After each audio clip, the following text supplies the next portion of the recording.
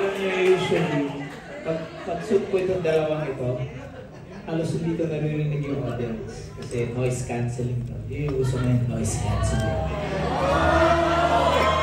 But, alam niyo, let me tell you, dinig na dinig ko kayo kahit sarado ko.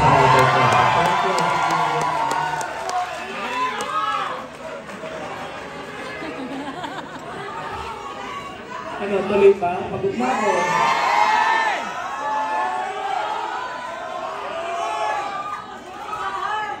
Nais kong magbigay-pugay sa mga kaibigan ko nandito. Ngayon lang nila ako nakita nakapantalon. Kasi nagbabike ako siguro thrice a week packet ng Tipola. Jelson, Karen, Magic, Bruha, Palawan, yung mga sila. Nung nagbabike ako mag-isa, wala akong kilala sa Maynila na nagbibisikleta. Sila lang yung kumaibigan sa akin. Saan? Game? Bike tayo? Dala mo bike mo? Kasi bala ko pagkatapos ito eh. Yung bike party ko lang.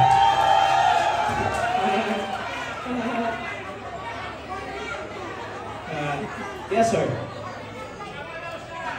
Mukha ka nagbabike.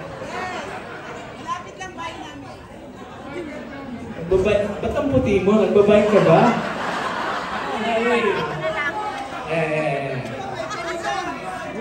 Alam nyo, I was born and raised in the province, sa Isabela, Pinala. So, di light skin ang pamilya ko.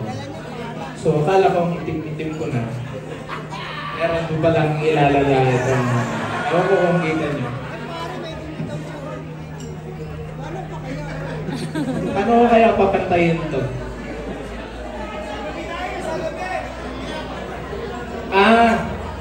Magre-relo ko sa buong katawan para pumantay. These are, you know, it's my name that you see outside on the poster and on Facebook and Instagram, wherever. But really, it takes a village for me to mount the show, small or big. These are 4 very, very talented, very, very loyal friends. Yung naka-sweater, kahit mainit, si Rizal Borromeo.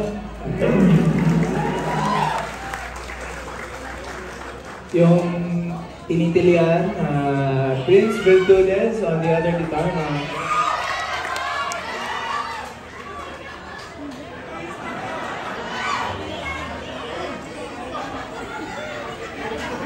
Roger Alcantara on bass. Last but not least, this is Mr. Paulo Manuel on drum.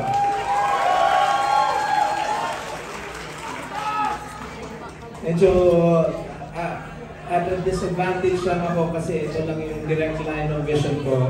Pero kayo nandyan, doon sa taas. I see you and I'm really grateful that wala ba ibang gig ngayon? Ba't kayo nandito lahat? Kaya na kayong mapuntahan? No.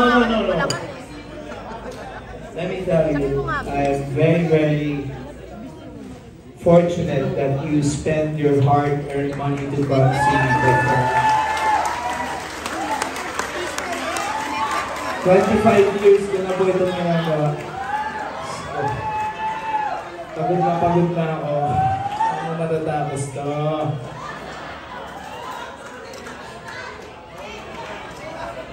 Sa sobrang tagal ko nang tumutugtog, alam niyo may mga bata ngayon, ang alam lang nila bawat daan sa lapit hapon.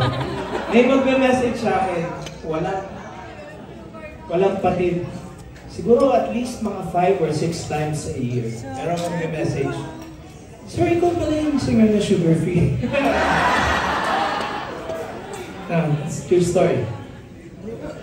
Tapos meron na akong template na sagot. Yes, tanong mo sa parents mo. Sila yung nalalayo ng shows na.